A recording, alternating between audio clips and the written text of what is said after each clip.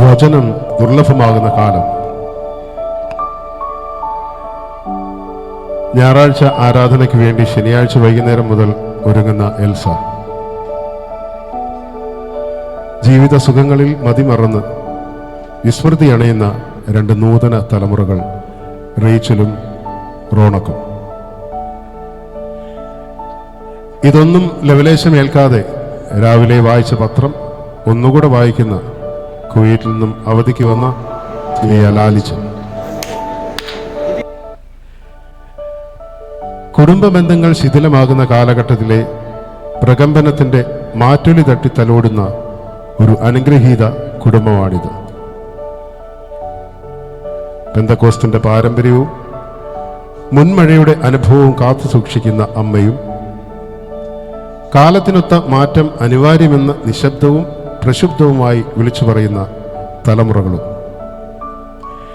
എന്തൊക്കെ സംഭവിച്ചാലും കുവൈറ്റിൽ തൻ്റെ മുതലാളിയായ ഷെയ്ഖിൻ്റെ എണ്ണപ്പാടങ്ങളിൽ ബോംബ് വീഴല്ലേ എന്ന് ആത്മാർത്ഥമായി ആഗ്രഹിക്കുകയും പ്രാർത്ഥിക്കുകയും ചെയ്യുന്ന അപ്പനും. എടീ റേച്ചലേ, നീ എന്തോടുത്തോണ്ടിരിക്കുവാ? നാളത്തെ വാക്യം പഠിച്ചോ? പഠിക്കൂ അമ്മേ. അവിടെ കേറി മുക്കിലും മുഴുന്ന് പറ്റേല, നല്ല തത്ത പറയുന്ന പോലെ പറഞ്ഞോണം. ഓ, പറഞ്ഞോളാം. അച്ചായ അച്ചായ എന്തുവാടി? ആ റോണിയോട് പറ വാക്യം പഠിക്കാൻ. പറയാം. റോണി പോയി വാക്യം പഠിച്ചേ. എന്നാലും അമേരിക്ക വിട്ട B-2 ബോംബർ വിമാനം കുവൈറ്റ് വല്ലതും ബോംബിട്ടിരുന്നേ എൻ്റെ പണി പോയേനെ.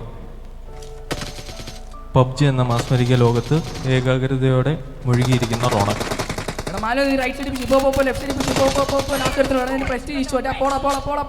ഒരുത്തരും കൂടെ ഉള്ളു. ആ മൊണ്ണ സാബു എന്നെ വെല്ലുവിളിച്ച് കളി എങ്ങനെയും ചെയ്യണം. ഒരുത്തരും കൂടെ ഉള്ളു. ടീം വൈപ്പൗട്ടി ഒരുത്തരും കൂടെ ഉള്ളു. അയ്യോ എന്നെ കൊല്ലുന്നേ. എടാ നീ എന്തോടുക്കുവാ? ഈ ഫോൺ ഞാൻ തള്ളിപ്പിടിച്ച് അയ്യതാണ്. അപ്പൻ ഓരോ പ്രാവശ്യം കുവൈറ്റിൽ നിന്ന് വരുമ്പോ ആ പറയുന്ന എല്ലാം അങ്ങ് മേടിച്ചു കൊടുത്തോളൂ. ഇങ്ങേരാ ഇവനെ ഇത്രയും ഭാഷലാക്കിയത്. അതെങ്ങനാ? ഞാൻ എന്തേലും പറഞ്ഞ അത് ഞാൻ കേൾക്കത്ത് പോലും ഇല്ല, അങ്ങ് കൊഞ്ചിച്ചോളൂ. ഇപ്പൊ ഞാൻ എന്ത് ചെയ്തു? അവസാനം അല്ലേ എന്റെ തല ഇട്ടോണം. സ്വസ്ഥമായിട്ടിരിക്കാനെ ഇങ്ങോട്ട് വന്ന് എന്നാ ആദ്യം ഇവിടെ തരത്തില്ലെന്ന് വെച്ചാ. അപ്പൊ അത് ശരി, ഞാനാണല്ലോ എല്ലാവർക്കും പ്രശ്നം. ഞാനില്ലാതെ എല്ലാവർക്കും സമാധാനമാവുമല്ലോ. ദേ, ഞാനൊരു കാര്യം പറഞ്ഞേക്കാം. നാളെ ആരാധനയ്ക്ക് വാക്യം പറയാൻ എഴുന്നേക്കുമ്പോ ഇന്ന് കാണിച്ച വീറും ഭാഷയും കാണിച്ചോണം. അല്ലാതെ അടിക്കാനാ ഭാവെങ്കിൽ എന്റെ കയ്യിൽ നല്ല പിളറി മേടിക്കും. വാ തുറന്ന ദേ മക്കൾക്ക് യോഗ്യമല്ലാത്ത വാക്കുകളെ വരൂ. എന്തുവാ? മൊണ്ണയോ ഷൊണ്ണയോ?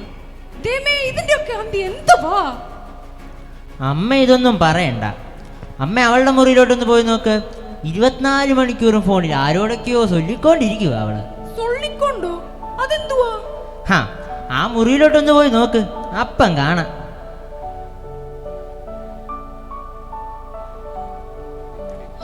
ഇത് ഞാൻ കാലുമേക്കാല് കയറ്റി വെച്ചിരുന്നാ മതിയല്ലോ. ഇവിടെ നടക്കുന്ന കാര്യമൊന്നും അറിയണ്ട. പാപത്തിന്റെ ശമ്പളം മരണമത്രേ, പാപത്തിന്റെ ശമ്പളം മരണമത്രേ, പാപത്തിന്റെ ശമ്പളം മരണമത്രേ, മരണത്തിന്റെ ശമ്പളം പാവമത്രേ, മരണത്തിന്റെ ശമ്പളം പാവമത്രേ.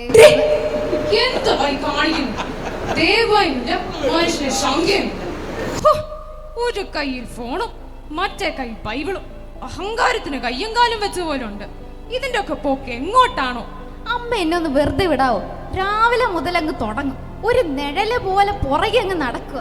ഇതുപോലെ ഒരമ്മ. നീ അങ്ങനെ തന്നെ പറയടി. ഞാൻ നിന്നെ 10 മാസം ചുമന്ന, നിനക്ക് വേണ്ടി ഞാൻ അനുഭവിച്ചതിന് കയ്യും കണക്കും ഇല്ല. തുടങ്ങി. ഈ വീട്ടിലൊന്നും പറയാനും പറ്റില്ല.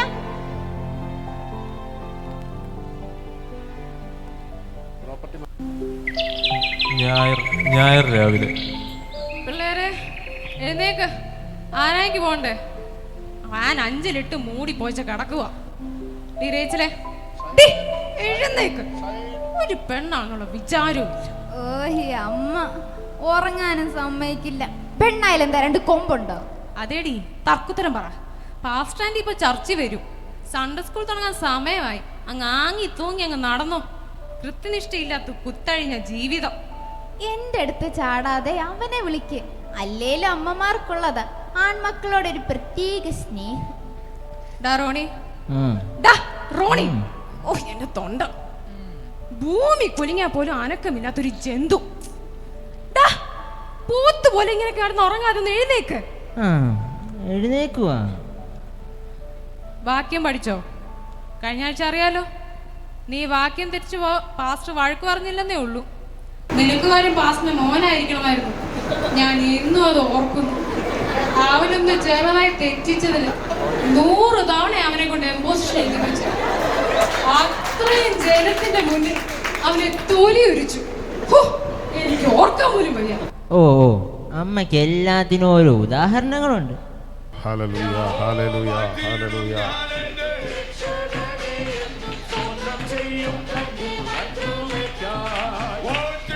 ഹല്ലേലൂയ.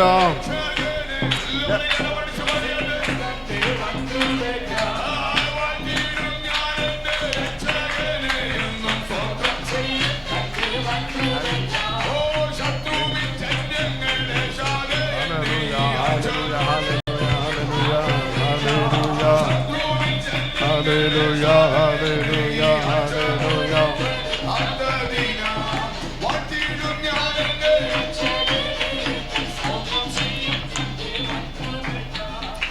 Hallelujah, hallelujah, hallelujah. എല്ലാവരും കരങ്ങളെ ഉയർത്തി ദൈവത്തിന് മഹത്വം കൊടുത്താട്ടെ. Hallelujah, hallelujah. പ്രിയ ദൈവജനമേ, കഴിഞ്ഞ ഒരാഴ്ച കാലം ദൈവം നമ്മളെ കാത്തു പരിപാലിച്ചു.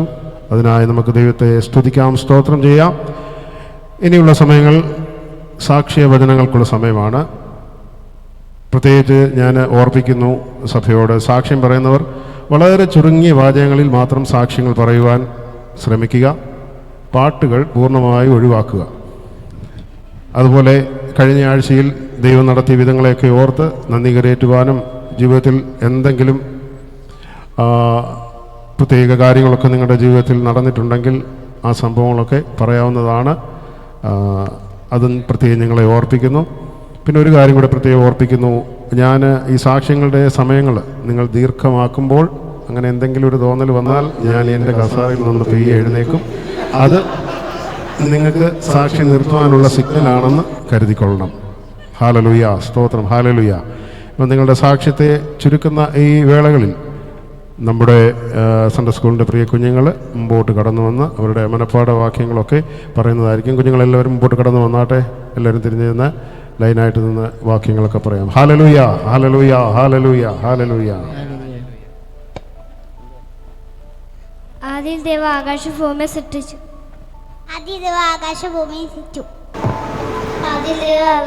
ഇതെല്ലാം ഒരു വീട്ടിലെയാ. എന്റെ ഇടയനാന്നു. ആമേൻ, എന്റെ ഇടയനാന്നു, എനിക്ക് മുട്ടുണ്ടാകും. ആമേൻ, ആമേൻ. പാപത്തിന്റെ ശമ്പളം മരണമത്രേ, ദൈവത്തിന്റെ കൃപാവരമോ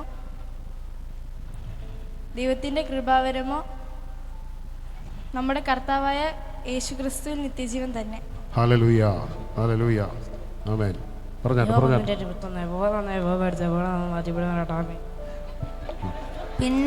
പിന്നെ ഒരു മേഘം വന്ന ആരെ നിലടിവനെ പറയും ഒത്തൻ ഇവന് ചെവി എടുപ്പെടുന്ന മേലെ ശബ്ദം ഉണ്ടായി.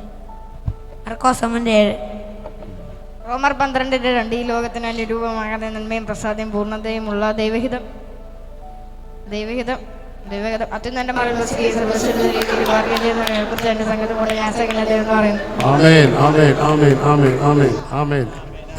എല്ലാവരും നിങ്ങളുടെ കരങ്ങളെ ഒന്ന് ഉയർത്തി ഈ കുഞ്ഞുങ്ങൾക്ക് വേണ്ടി ഒരു സ്തോത്രം ചെയ്താട്ടെ. Hallelujah, hallelujah, hallelujah.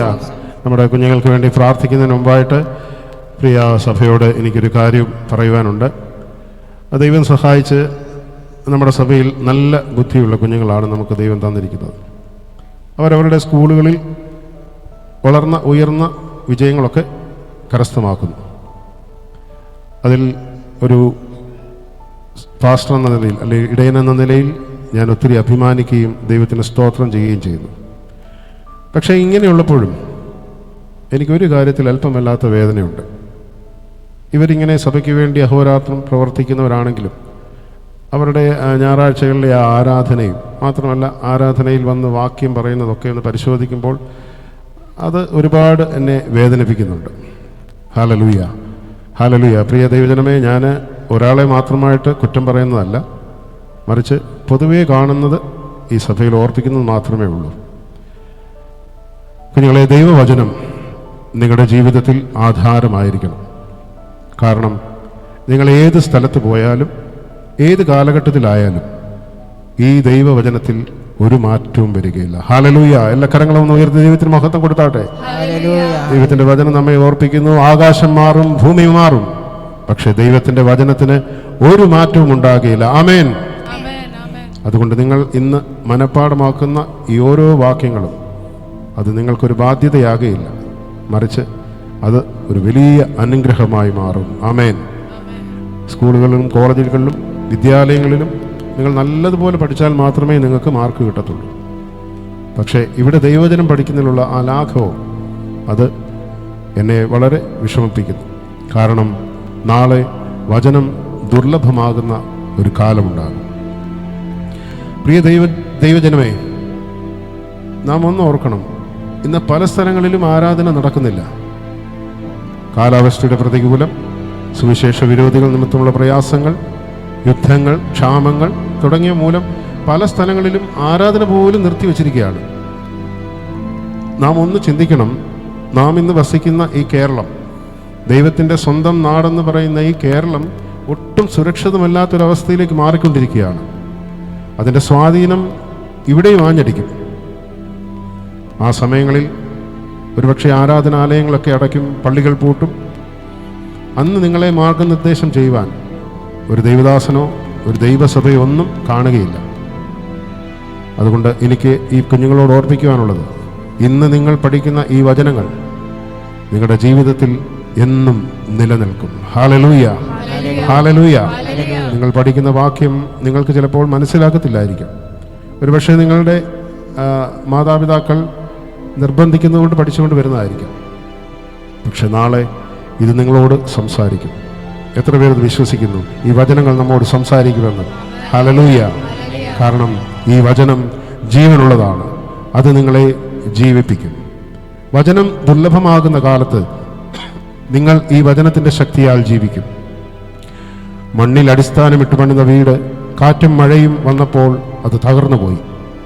പക്ഷേ ആഴത്തിൽ പാറയിൽ പണിത വീട്ടിൽ കാറ്റും കോളും പേമാരിയും ശക്തമായി ആഞ്ഞടിച്ചു, അത് വീണില്ല.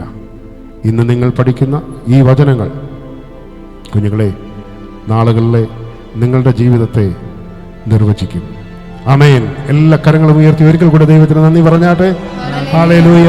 സ്തോത്രം, സ്തോത്രം, സ്തോത്രം, സ്തോത്രം.